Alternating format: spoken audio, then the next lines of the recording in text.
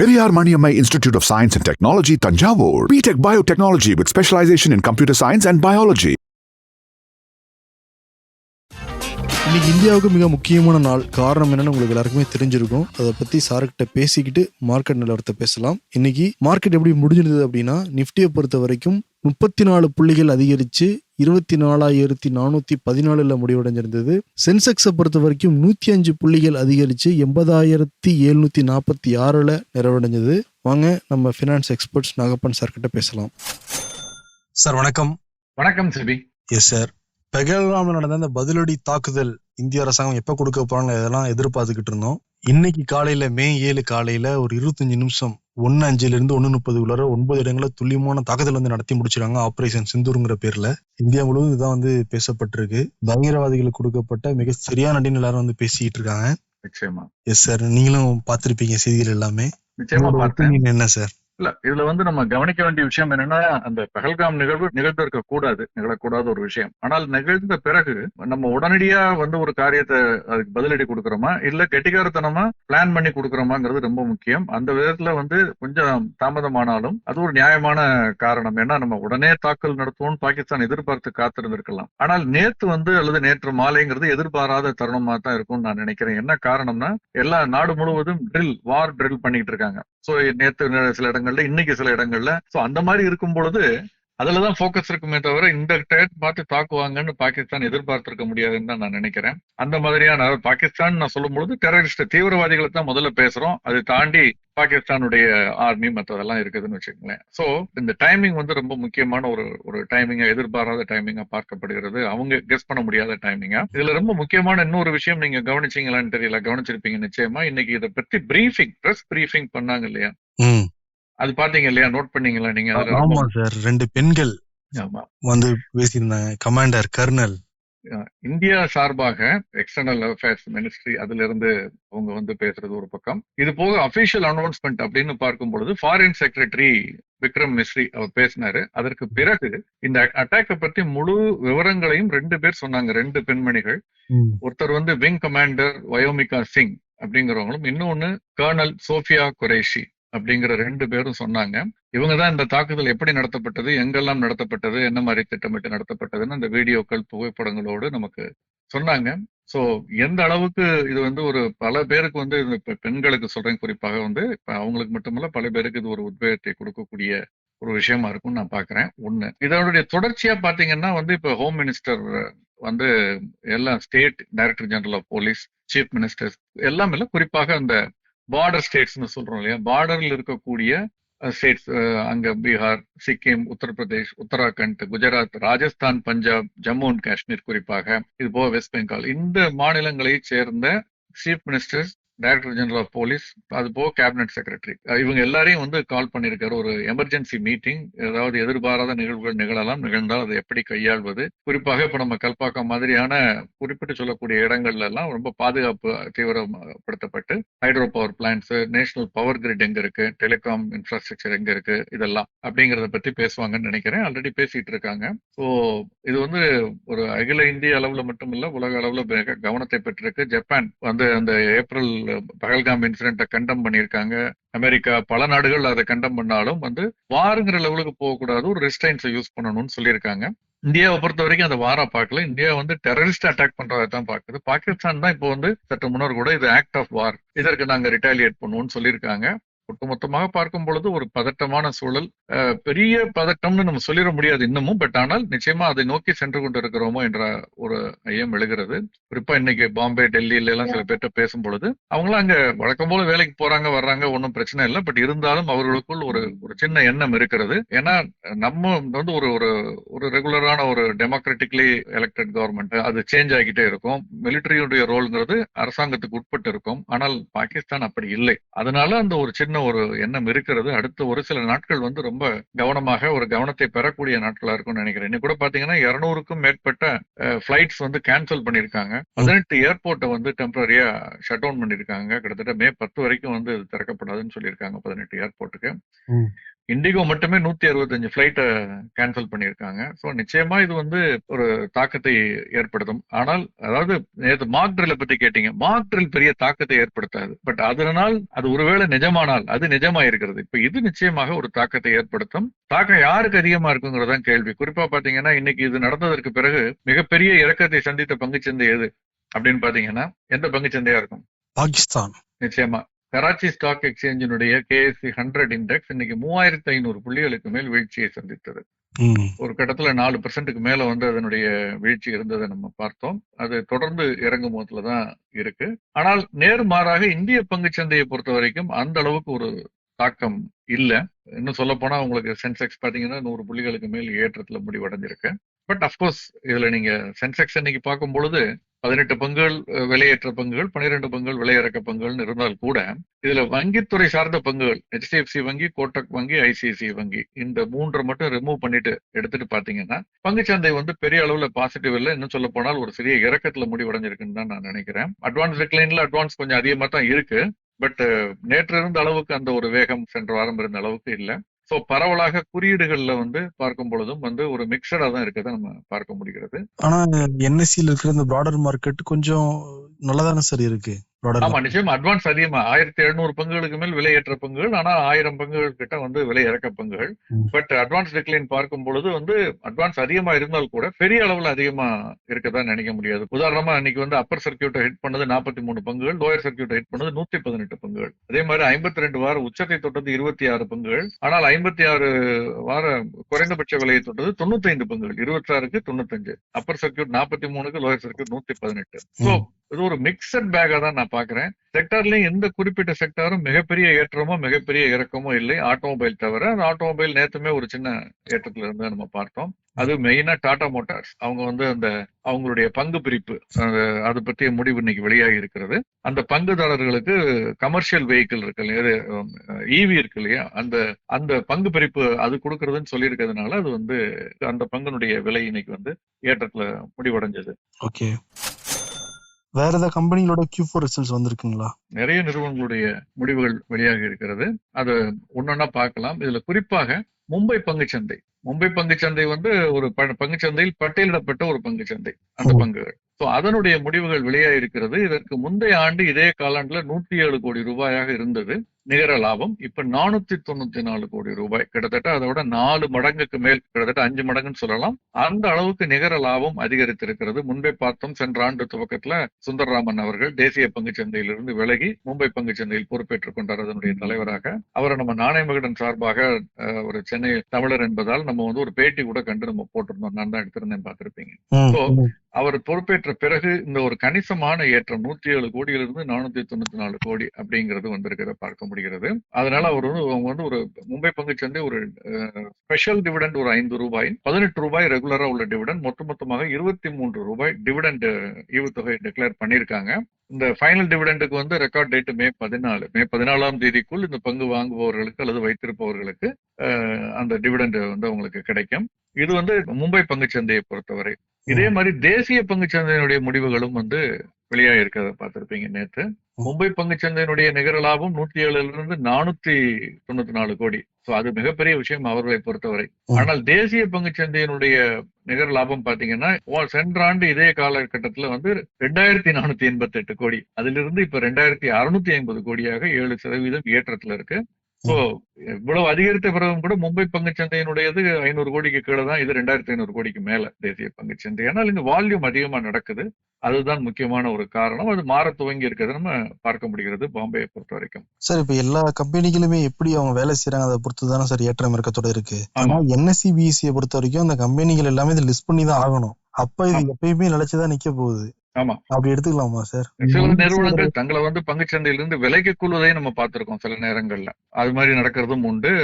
நம்ம தமிழ்நாட்டை சேர்ந்த ஒரு அலுமினியம் நிறுவனம் அந்த மாதிரி ஒரு 10-15 ஆண்டுகளுக்கு முன்பு இங்கிருந்து விலகியது. SR குழுமத்துல சில நிறுவனங்கள் விலகின. அதே மாதிரி தென்னிந்தியாவை சேர்ந்த பல நிறுவனங்கள் அமால்கமேஷன் குரூப்ஸ்ல எல்லாம் பாத்தீங்கன்னா பங்குச்சந்தையிலிருந்து வெளியே வந்ததை நம்ம பார்த்திருக்கோம். ஏன்னா இனிமேல் அதுக்கு அந்த கம்ப்ளைண்ட்ஸ் ரொம்ப ஸ்ட்ரிக்டா இருக்கு, ஃபாலோ பண்ண முடியல அப்படின்னா ஒரு பைபேக் கொடுத்து ஷேர் ஹோல்டர்ஸ்க்கு வந்து ஒரு நல்ல விலை கொடுத்து பங்குகளை வாங்கிட்டு அந்த ப்ரொமோட்டர்ஸே வாங்கிட்டு அல்லது நிறுவனமே வாங்கிட்டு வாங்கிட்டு அவங்க வெளியேறிடுவாங்க பங்குச்சந்தையில இருந்து. ம். தேசிய பங்குச்சந்தை, மும்பை பங்குச்சந்தையினுடைய வருமானம் என்னன்னு பார்க்கணும். அவங்களுக்கு 3 விதமான வருமானம். மெயினா முதல்ல வந்து லிஸ்டிங் ஃபீன்னு சொல்றது. அங்க பங்குச்சந்தையில் பட்டியலிடப்பட்டிருக்கக்கூடிய ஒவ்வொரு நிறுவனமும் ஒவ்வொரு ஆண்டும் அந்த பங்குகளை அங்கு பட்டியலிடுவதற்காக ஒரு தொகையை கொடுப்பாங்க. அது அவங்களுடைய மூலதனத்தை பொறுத்து, கேபிட்டலை பொறுத்து வேரியஸ் ஸ்லாப்ஸ் இருக்கும். அதை வச்சு அவங்க வந்து கொடுக்குறாங்க. இது ஒரு வருமானம். கிட்டத்தட்ட 2000 நிறுவனங்கள் கிட்ட இருக்குது அப்படின்னா, மும்பை பங்குச்சந்தையில செக்யூரிட்டிஸ்னு பார்த்தா கிட்டத்தட்ட 8000 10,000 கிட்ட இருக்கும். ஸோ எல்லாம் அதுக்கு லிஸ்டிங் ஃபீ கொடுக்கணும். இது முதலாவது வருமானம். 2வது வருமானம் பங்குச்சந்தையை பொறுத்தவரை பாத்தீங்கன்னா, அவங்களுக்கு வந்து ட்ரேடிங் பண்றாங்க இல்லையா, நீங்களும் நானும் வாங்கும் பொழுது விற்கும் பொழுது ஒரு டர்ன் ஓவர் ஃபீன்னு போடுவாங்க அந்த முதலீட்டின் மீது.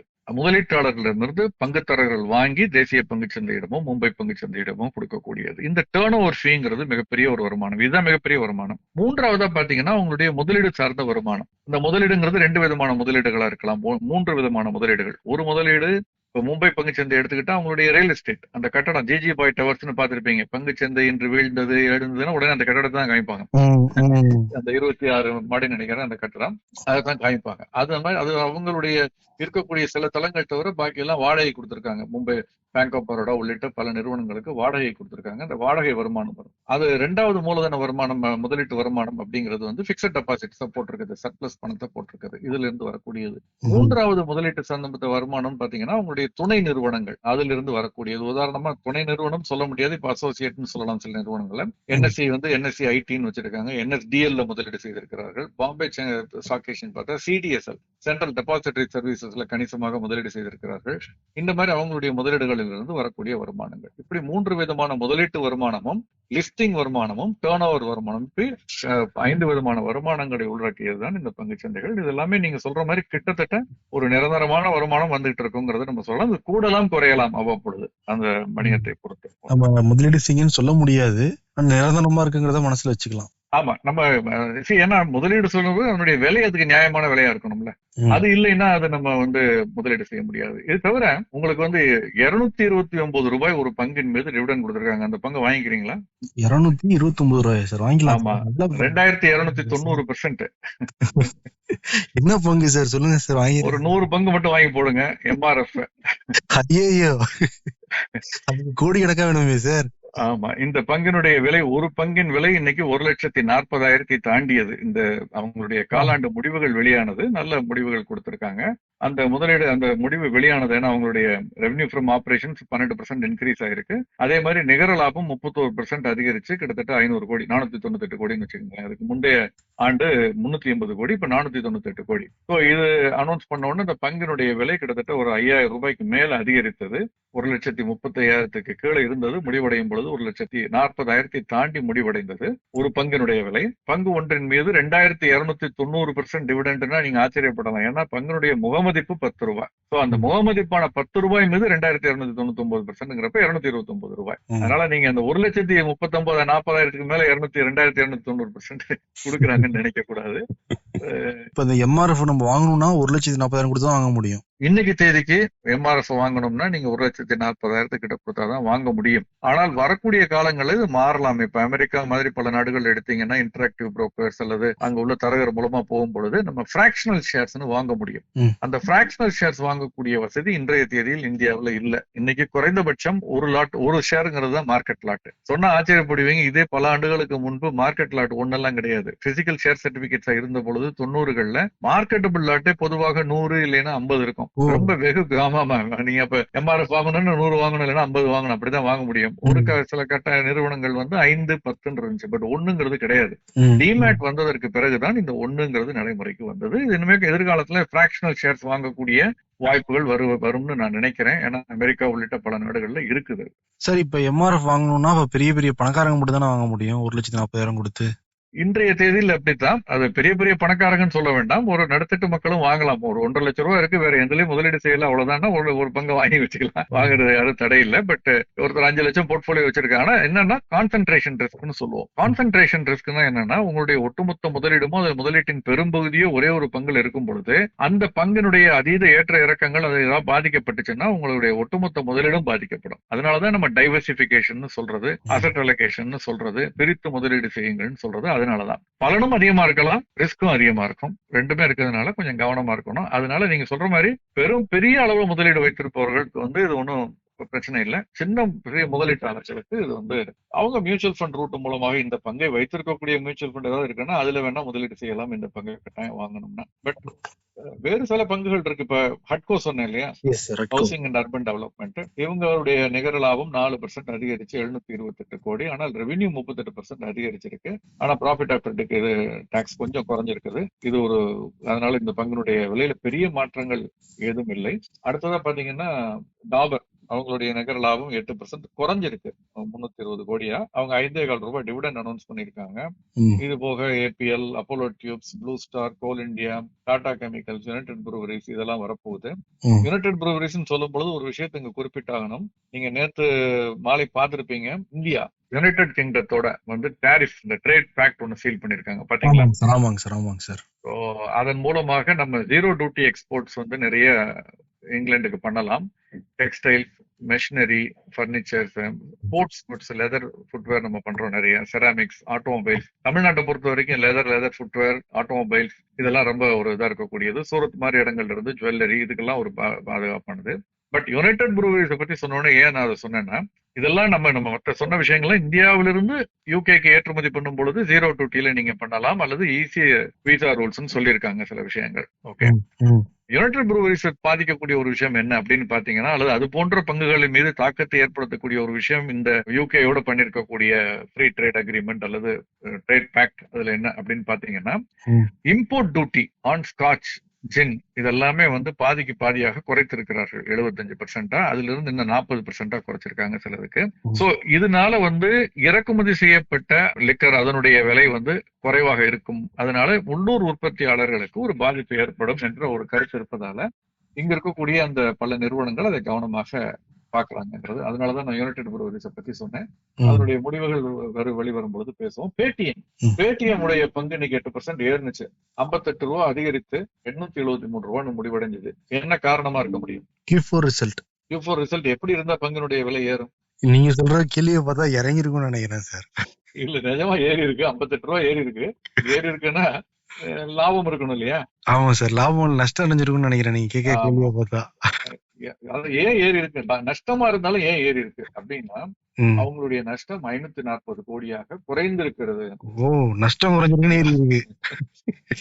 ஆனால் அது மட்டும் இல்ல, இன்னொரு முக்கியமான காரணம் ரீடிங் பிட்வீன் த லைன்ஸ் அப்படின்னு சொல்லுவோம் ஆங்கிலத்துல. ரீடிங் பிட்வீன் த லைன்ஸ் அப்படின்னா வந்து ஒன்னு சொல்றது அப்படியே எடுத்துக்க கூடாது, 2 லைனுக்கு நடுவுல இன்னொரு விஷயம் இருக்கும் அப்படிங்கிற மாதிரி. 540 கோடி லாஸ்ல வந்து ஒரு ஒன் டைம் லாஸ் ஆஃப் 522 கோடியும் இருக்கிறது. அந்த ஒன் டைம் லாஸ் 522 கோடி ரிமூவ் பண்ணிட்டீங்கன்னா உங்களுக்கு வந்து லாஸ் வந்து வெறும் 18 கோடி தான். ஓகே, அதுதான் ரொம்ப முக்கியமான காரணம் இந்த பங்கினுடைய விலை ஏறியதுக்கு. இந்த 522 கோடி ஒன் டைம் லாஸ் எதனால வந்துச்சுன்னா, அந்த நிறுவனத்தினுடைய தலைவர், மேனேஜிங் டைரக்டர், நிர்வாக இயக்குனர் விவேக் சேகர் சர்மா அவருக்கு வந்து ESOPs சொல்லக்கூடிய எம்ப்ளாயி ஸ்டாக் ஆப்ஷன் கொடுத்திருக்காங்க. அது சம்பந்தப்பட்ட செலவுகள் காரணமாக ஒன் டைம் எக்ஸ்பென்ஸ் 522 கோடி. இதை கழித்து விட்டு பார்த்தா 18 கோடி தான் நஷ்டம். இன்னும் சொல்ல போனால் இது வந்து நிகர அளவுல சொல்றோம் நஷ்டம்னு. பிராடரா பாத்தீங்கன்னா இபிட்டான்னு ஒண்ணு சொல்லுவோம், EBITDA.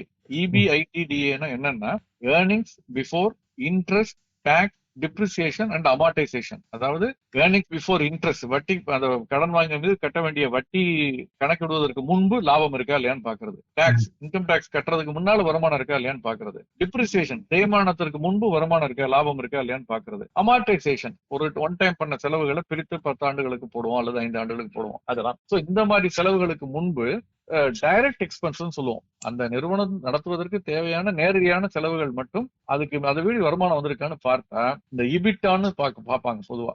இபிட்டால ப்ராஃபிட் வந்துருச்சுன்னா அந்த நிறுவனம் டர்ன் அரவுண்ட் ஆயிருக்குன்னு அர்த்தம். சோ இன்னைக்கு பாத்தீங்கன்னா இந்த காலாண்டுல இபிட்டா வந்து 81 கோடி ரூபாய் சர்ப்ளஸ் 4ஆம் காலாண்டுல அறிவித்திருக்கிறார்கள். இதுதான் முக்கியமாக எல்லாத்தையும் விட அந்த பங்கினுடைய, அந்த நிறுவனத்துடைய பங்கு விலை அதிகரித்ததுக்கு காரணம் இபிட்டா பாசிட்டிவ். அதாவது வரிக்கு முன்பு, வட்டி கட்டுவதற்கு முன்பு, தேய்மானத்திற்கு முன்பு, அமார்டைசேஷனுக்கு முன்பு லாபம் ஈட்டி இருக்கிறது அந்த நிறுவனம், உபரி பணம் ஈட்டி இருக்கிறது. அதனால இது ஏறி இருக்கு. சோ இது வந்து ஒரு நம்ம கற்றுக்கொள்ள வேண்டிய ஒரு விஷயம், ஒரு நிறுவனத்தினுடைய முடிவுகளை நம்ம அனலைஸ் பண்ணும் பொழுது. நிச்சயம் சார், பயனுள்ளதா இருக்கும் சார் எங்களுக்கு. ஆமா. பிஎன்பியோட கூட வந்திருக்கு இல்லைங்க sir Q4 result. Punjab national பேங்கோடதும் வந்திருக்கு. அதற்கு பிறகு அது வந்து அந்த பங்கினுடைய விலை இன்னைக்கு இறக்கத்துல தான் இருக்கு. அதை விட முக்கியமான இன்னொரு கற்றுக்கொள்ள வேண்டிய ஒரு விஷயத்தை நம்ம இன்னைக்கு பேசலாம். ரியல் எஸ்டேட் இன்வெஸ்ட்மெண்ட் ட்ரஸ்ட் அப்படின்னு நீங்க கேள்விப்பட்டிருப்பீங்க. அது வந்து என்ன அப்படின்னு பாத்தீங்கன்னா, அது ஒரு மியூச்சுவல் ஃபண்ட் மாதிரி, நம்ம மாதிரி சிறு முதலீட்டாளர்களிடமிருந்து வாங்கக்கூடிய பணத்தை அதற்கு நிகர யூனிட் கொடுத்துருவாங்க. அந்த பணத்தை வந்து அவங்க ரியல் எஸ்டேட்ல முதலீடு செய்வார்கள். என்ன மாதிரியான ரியல் எஸ்டேட்னா, கட்டி முடிக்கப்பட்டு வாடகைக்கு விடப்பட்டிருக்கக்கூடிய கமர்ஷியல் காம்ப்ளெக்ஸ், வேர் ஹவுஸ், அதே மாதிரி இண்டஸ்ட்ரியல் ஷெட்ஸ், இந்த மாதிரி பல விஷயங்கள் இருக்கு. பிரித்து முதலீடு செய்வார்கள். அப்படி செய்யக்கூடியதுல வரக்கூடிய வாடகையை பிரித்து நமக்கு தருவாங்க. அல்லது அது மாதிரி செய்யக்கூடிய நிறுவனங்களை முதலீடு செய்து அதுல வரக்கூடிய வருமானத்தை நமக்கு தருவாங்க. ஒரு சில ஆண்டுகளாக இது பாப்புலர் ஆகிட்டு வருது. புதுமையான ஒரு முதலீடு. இன்னைக்கு தேதிக்கு பங்குச்சந்தையில் பட்டியலிடப்பட்டிருக்கக்கூடியது 4, இன்ஃபேக்ட் 5ன்னு சொல்லலாம், பட் 4 தான் மெயினா. ரீட்டைல்ல பாத்தீங்கன்னா எம்பசி ஆபீஸ் அப்படின்னு சொல்லிட்டு அது ஒண்ணு, மைண்ட் ஸ்பேஸ் அப்படின்னு ஒண்ணு, நெக்ஸஸ்னு இன்னொன்னு, ப்ரூக்ஃபீல்டுன்னு ஒண்ணு. இதெல்லாம் நீங்க சிலது கேள்விப்பட்டிருப்பீங்க. ஐடி நிறுவனங்கள்லாம் இருக்கக்கூடியது, ஷாப்பிங் மால்ஸ் இருக்கக்கூடியது இதெல்லாம்.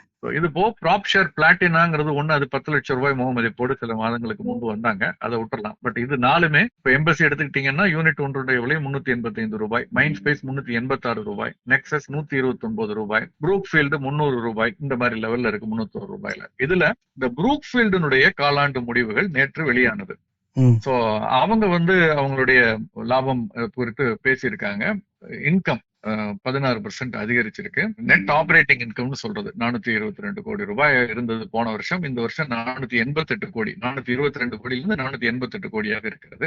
அதனால யூனிட் ஹோல்டர்ஸுக்கு அவங்க வந்து 319 கோடி டிஸ்ட்ரிபியூஷன் அனௌன்ஸ் பண்ணிருக்காங்க. இந்த டிவிடெண்ட்னு அவங்க சொல்றது இல்லை, ஈவுத்தொகைன்னு சொல்றது இல்லை, பிரிச்சு கொடுக்கறது. ஏன்னா இது வந்து பங்கு கிடையாது இல்லையா. பங்கு மூலதனமா இருந்தா தான் டிவிடெண்ட்னு சொல்றது. கடன் பத்திரங்களா இருந்தா வட்டின்னு சொல்லலாம். இது ரெண்டும் இல்ல, ரீட். அதனால இதை வந்து டிஸ்ட்ரிபியூஷன் அமௌண்ட்னு சொல்றது. ₹5.25 ஒரு யூனிட்டுக்கு 4ஆம் காலாண்டுக்கு மட்டும் கொடுக்குறாங்க. யூனிட்டோட விலை 300 ரூபாய் இருக்கிறத பார்த்தோம். அந்த 300 ரூபாய் யூனிட்டுக்கு ₹5.25 ஒரு காலாண்டிற்கு கொடுக்குறாங்க. இதுக்கு முந்தைய காலாண்டு இதை விட கொஞ்சம் குறைவா கொடுத்திருந்தாங்க. எவ்வளவுன்னு எக்ஸாக்டா எனக்கு இப்ப நினைவில்லை. சோ இந்த 5.25 ரூபாய் அப்படிங்கறத நீங்க 300 ரூபாய் கணக்கு பண்ணா 1.5% கிட்ட ஈல்டு வரும். அதோட கொஞ்சம் கூட வரும். இப்போ ஆண்டுக்கு ஒரு 6-7% ஈல்டு மாதிரின்னு வச்சுக்கோங்களேன், வருமானம் மாதிரி. இது மட்டும் தானா சார் அப்படின்னா இது மட்டும் இல்ல. பிற்காலத்துல ஒருவேளை இந்த கட்டடங்களை வித்தாங்கன்னா, இந்த பில்டிங்ஸ் வித்தா அதுல வரக்கூடிய லாபத்தையும் பிரித்து தருவார்கள். சோ வாடகை மட்டும் இல்ல, லாபமும் வரும். சில சமயம் இவங்க ஸ்பெஷல் பர்பஸ் வெஹிக்கிள்னு சில ப்ரொமோட் பண்ணுவாங்க, சில ரியல் எஸ்டேட் வெஞ்சர்ஸ். அதுல முதலீடு செய்தால் அதுல வரக்கூடிய லாபத்தையும் நமக்கு கொடுப்பார்கள். செபி ரெகுலேட் பண்ணப்பட்ட ஒரு இன்வெஸ்ட்மெண்ட் ஸ்கீம். அதை நம்ம தெரிஞ்சுக்கணும். ரொம்ப இன்ட்ரெஸ்டிங்கா இருக்கு சார், எப்படி எல்லாம் யோசிக்கிறாங்க அப்படின்னு. நம்ம ஒரு கமர்ஷியல் பில்டிங் வாங்க முடியவே இதுல முதலீடு பண்ணிக்கலாம் போல தெரியுது. நிச்சயமா. அதாவது நம்மளுடைய முதலீட்டில் ஒரு 5% இந்த மாதிரி ரீட்ஸ்ல இருக்குது, ஒரு அசெட் அலோகேஷன்ல ஒரு பார்ட் அப்படின்னு நிறைய பேர் நினைக்கிறாங்க. ஆனால் எந்த ரீட்ல முதலீடு செய்ய முடியாதுன்னு தெரியறப்ப அப்பதான் வந்து என்ன பண்றாங்கன்னா, மல்டி அசெட் ஃபண்ட்ஸ், சில ஃபண்ட்ஸ் வந்து ரீட்ஸ்ல இன்வெஸ்ட் பண்றாங்க. சோ அதன் மூலமாக இதுல பங்கு பெறுவதற்கு வாய்ப்பு இருக்கு. ஏன்னா 4மே நல்லது கெட்டதுன்னு நம்மளால சொல்ல முடியாது, பிரித்து பார்க்க முடியாது. ஆனால் ப்ராப்பர்ட்டி ஷேர்னு சொல்லி தனியாலாம் சில பேர் விற்க வர்றாங்க.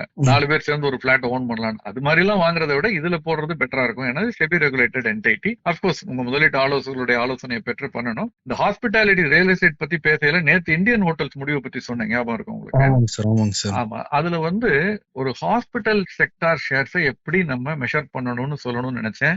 அது நம்ம முக்கியமா விவாதிக்கணும். ஏன்னா ஒரு ஹாஸ்பிட்டாலிட்டி செக்டார்னு சொல்லக்கூடியது ஹோட்டல்ஸ், அந்த துறையில இருக்கக்கூடியது, டிராவல் செக்டார்ல ரூம்ஸ் இருக்கக்கூடிய, அதை எப்படி நம்ம எவாலுவேட் பண்ணணும்னா அதுக்கு சில கீ பெர்ஃபார்மன்ஸ் இண்டிகேட்டர்னு சொல்லுவோம், KPIs சொல்றது. KPI கீ பெர்ஃபார்மன்ஸ் இண்டிகேட்டர், ஒரு மெட்ரிக்ஸ். அது என்ன அப்படின்னு பாத்தீங்கன்னா, முதல்ல ஆக்குபென்சி ரேட். அவைலபிள் ரூம்ஸ் இருக்கு இல்லையா, அதை ஆக்குபைடு ரூம்ஸால டிவைட் பண்ணீங்கன்னா 100 ரூம் இருக்குன்னா 80 room ஆக்குபைட்னா occupancy ரேட்ங்கிறது 80%.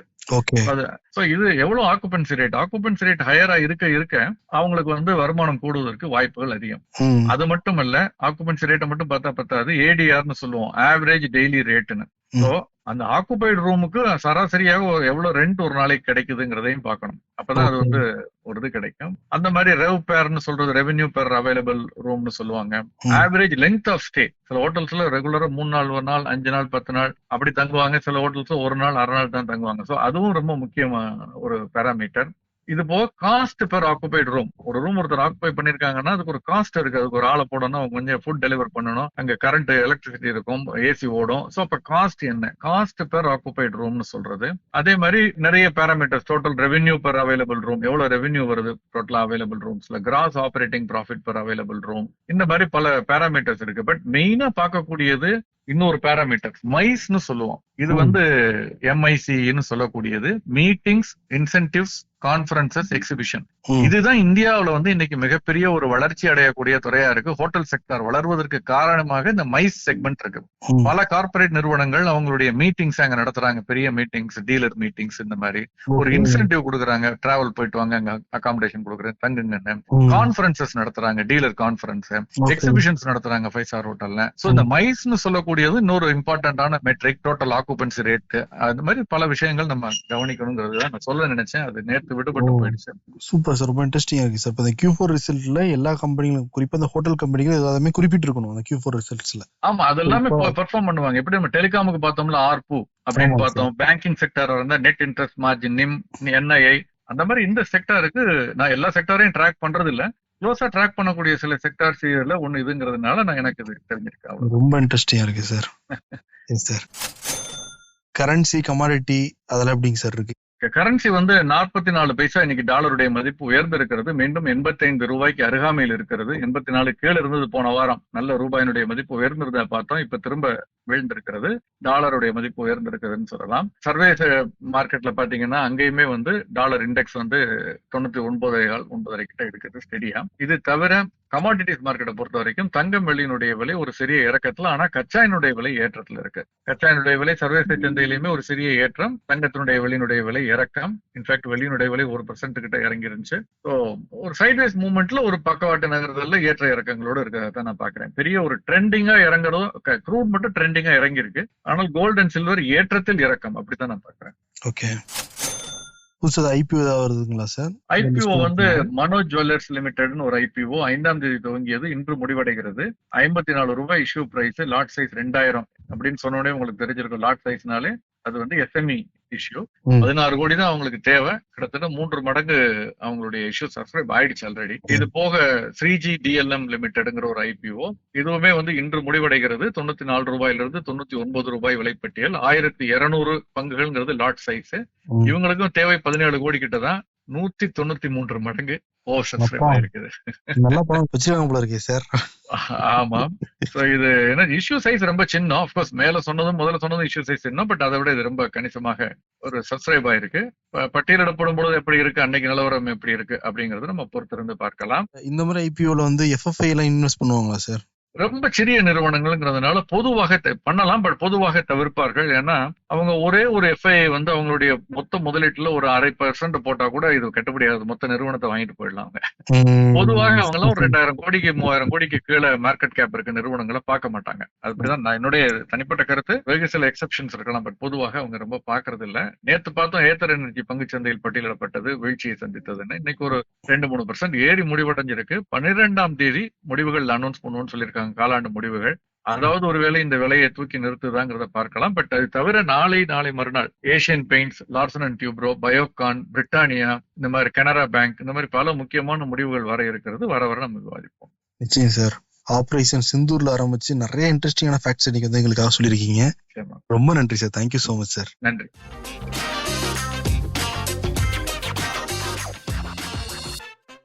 Periyar Maniammai Institute of Science and Technology, Tanjavur. BTech Biotechnology with specialization in computer science and biology.